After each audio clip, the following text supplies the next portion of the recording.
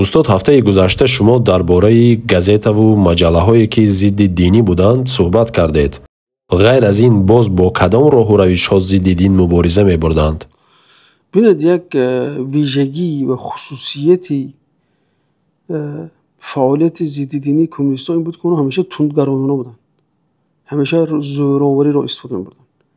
چقدر مسجدها و کلیساها و مدرسه‌ها، یعنی که بیناهای زیباترین تاریخی بود 100 ساله، اونا رو گرفتن ویران کردن. فقط برای خاطر اون که اون معماری برای اونها معقول نیست، فقط برای اون که اینها رو گویا به گذشته یادآوری میکرد. یعنی گویا که همین بنا هم، یعنی که شهامت و بزرگی هم بنا و هیبت این بنا اونها رو به گذشته چی میکرد، میبرد و مردم شاید که این وقتی میدیدن یادشون به چی، به گذشتهشون میومد، برای تاتون بخواستن که از همین چیز تماما از خیلی گفتم از مغز مردم دور کنن، از چشم مردم، از گوش مردم نام خدا یا نام دین یا نام چی دور کنن. لیکن الحمدلله موفق نشدن به این چیز، موجودن که 10 ساله هم مبارزه بود. یکی دیگرش ما اون حلقه گفتم درباره گزیته بیزباجنیکوینان به خدا.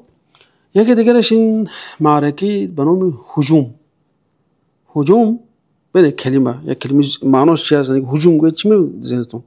زوراوری. یک کسی به زوری اینکه بالاش هجوم کردن، بالاش زوراوری کردن. و میگه که همین معرکه هجوم برو انداختن. هجوم این معرکه هجوم علیه فرنگی بود به اصطلاح. فرنگی یعنی که اون حجاب اون زمانه، یعنی که به اصطلاح، یعنی میتونم بگم که همین خودی نامش علی که اسم علی مسمی است، نامش خیلی زیبنده است. هجوم همون زوراوری ها شد، یعنی که هجوم به عقیده مردم، هجوم به دین مردم، هجوم به باوری مردم، هجوم به ارزش های ملی مردم که 100 ساله ها مثلا برای خود چی کردن. یعنی بهانه‌اش چی بود؟ زنها رو آزاد ساختن.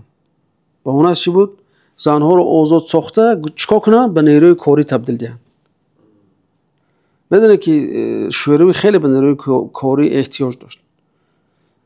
پیش از این مردم ما مثلا زنها خونه می نشستن تربیت میکنن، مردم کار میکنن، میخوردن، میپوشوندن. اینا گفتن که نه، تو زنت هم کار میکنه، خودت هم کار میکنی. مجبور کردن برای اینکه زن مثلا مسلمان برامده کار کنه، میدونید فرنگیش کشیدن تو که بی‌شرم شود، بی‌حیا شود، بعد چی بیاد در خدمت اونا باشه. یعنی که میتونیم بگیم که روس‌ها اومدن اصطلاح‌گرا اونجا اسمش شوروی شدن، زدن که روسایی که اومدن ارتدوکس‌ها اونا با این دینداری مردم اونقدر کار نداشتن، معقول نبود برای اونها، لیکن کاردار نبودن، مسجد آزاد بود، مفتیات همه چی بود. این کمونیست‌ها اومدن دست شویه روی خط است، این کارو نمیکنی، این کارو نمیکنی، اینا نمیکنی، اینا باید کنی، اینش باید کنی. یعنی بالی مردم یک چی دیکتات میکنن، این کارو میکنی، اینش نمیکنی، این حرام، این مباح، این مود معقول است، این برای معقول نیست. یعنی همین شکل اومدن، بخاطر که همین چه با روی زوری بالی مردم تطبیق کنن.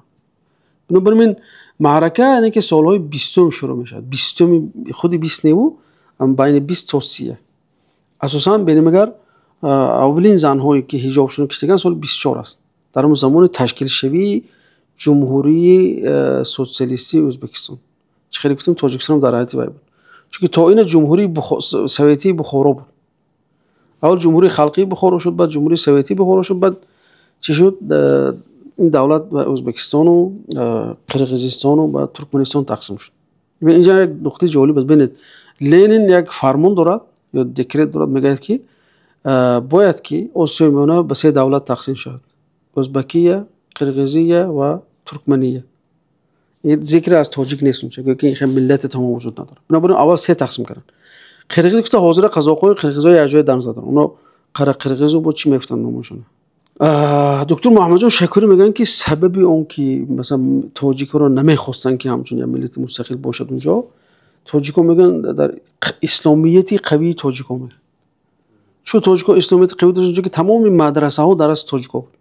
یعنی وزارت فرهنگ و معارف زمان امارات و همگی درس تاجیک‌ها بود. تمام مدرسات تاجیک بودن، اکثر علما از مردم تاجیک بودن. برای نمیخواستن که این ملت دولت دار شه. ببینید یعنی که اولین زنها سال 1924 چی کردن؟ سال 8 مارس سال 1927 به شکل عام در میدان ریگستان سمرقند به تشبس زلنسکی 10,000 زن به حجاب شد. عکساش هم های، یعنی که به اصطلاح گیرمیگه اینو باشه، یعنی که حجتی کنون داشته هم باشه. عکسای هم در رگستان هم انشالله میبینید در اینجا میگذارم. و در دوام 3 ماه 90,000 دیگرش یعنی که به حجاب کرده شد رسما، یعنی که ماسوی میبرمودن به شکل عمومی زنها رو میگرفتن اونجا هیزم در میگردن، بعد زنها حجابشون رو میپوشتن. یعنی که میگن که حرکت زنانه به نام تاجخان شادی و اولین زنی که آشکارا حجاب خودش پوشیده است سال چند گفتم، یعنی که اولین زن به نام چی بوده است؟ تاجخان شادی. یعنی که ببینید مردم محلی چیکار کردن؟ مقاومت کرد البته. یعنی تا ببینید من کمپیوتر یاد دارم که همین سالا میدونن چی میگفتن وقتی نقل میکردن، بعد من گفتم که آخه آچه یا بی بی این کی بود؟ میگفتن که همون سالای کافر آمد یعنی باوجود که اونو ببینید 70 سال همون نانی همون کافر خوردن شوره، لیکن برای اینا الکه از پدراشون میخواد تلقین میشه که این سال کافر آمد است. کافر آمد همه بیشرم کرد این کرد.